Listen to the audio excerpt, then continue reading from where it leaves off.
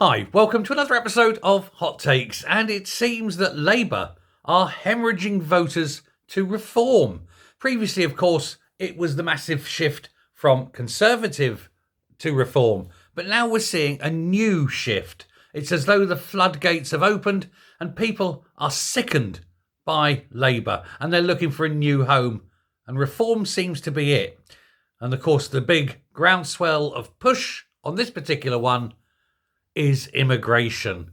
People are sickened by what's going on. All this business with the gangs really has been an absolute impetus for people to up sticks and move.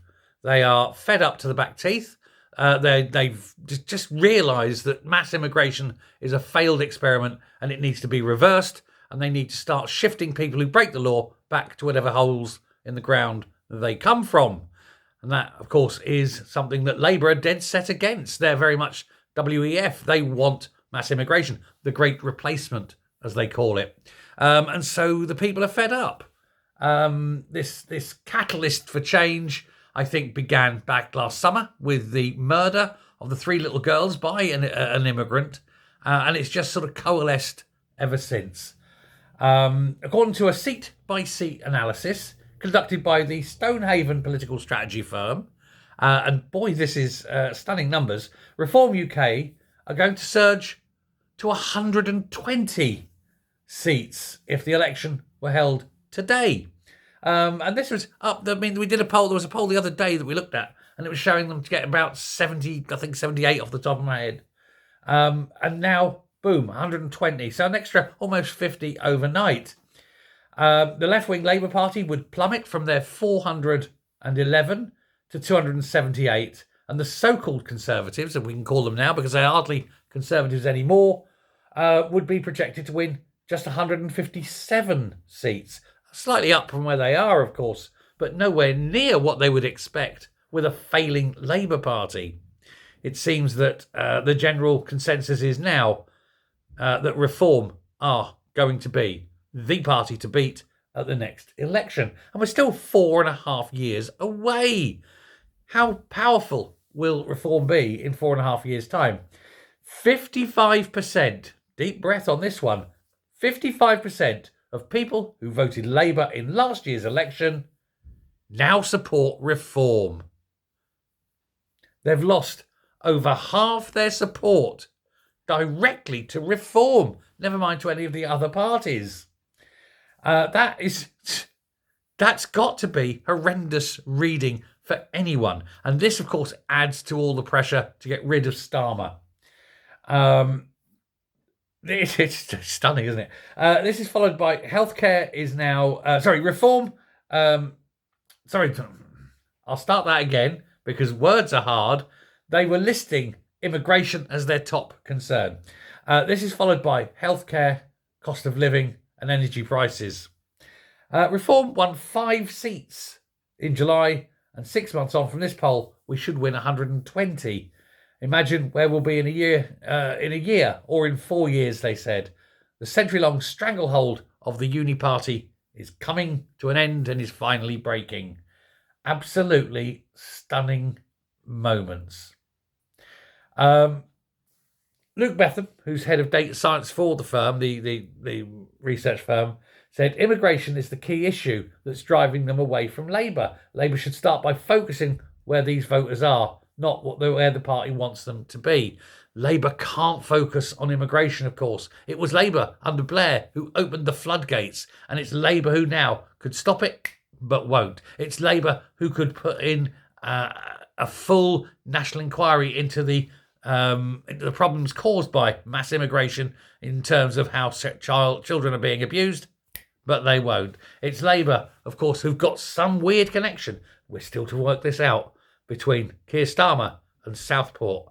And again, they don't want this highlighted. They're doing their best to bury the story, of which, of course, we are, less than 3 weeks now, just over 2 weeks, in fact, away from the start of those relevant trials, which we will be covering, even if the mainstream media won't.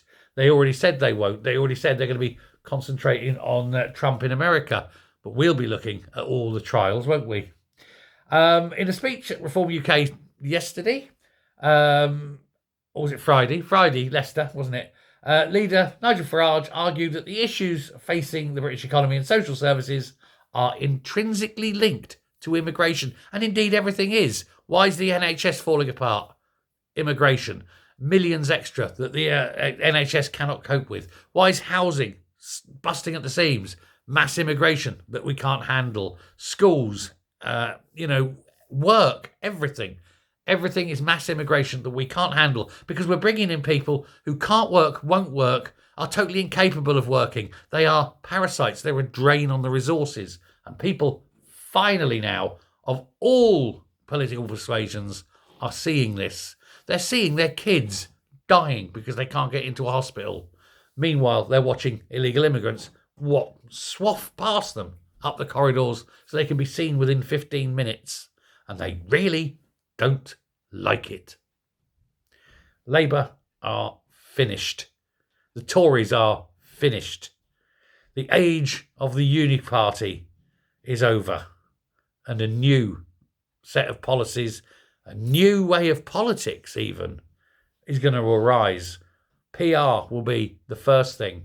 But there are many, many changes that need to be done. And in 4.5 years' time, those changes will start and Britain will never look back on this horrific period under this horrific government of Marxists, robots, wankers, and ultimately the purveyors of child abuse.